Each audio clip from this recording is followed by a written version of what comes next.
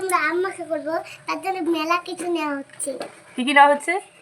পুদিনা পাতা, পাকা লঙ্কা, আম, আর না হচ্ছে এখানে আম কুচোনো মেশিন। তো চলো শুরু করা যাক। তো প্রথমেই আমরা চলে গেছিলাম কচি কাঁচাতে নিয়ে আম পাড়তে। আসলে আম মাখা করতে গেলে তো আমের প্রয়োজন, তাই কিন্তু দেখো আম আনতে চলে গেছিলাম ছোটো দিদাদের বাড়িতে।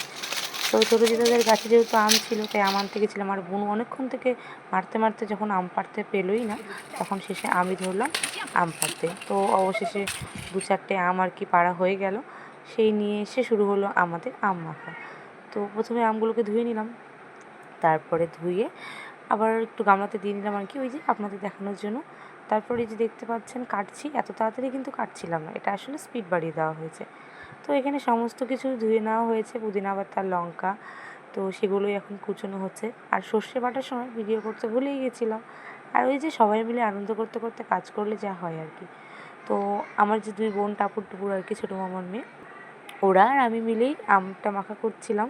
তো বেশ আনন্দ করতে করতে ওই সর্ষে বাটার ভিডিওটা করার কথা ভুলেই গেছিলাম। আর তোমরা তো সবাই সর্ষে বাটতেই জানো, তো দেখো সর্ষেটাও দিয়ে দিলাম। এবার দিয়ে দেবো নুন আর চিনি, আর সর্ষের তেলও দিয়েছিলাম, সেটাও কিন্তু দিতে ভুলে গেছি।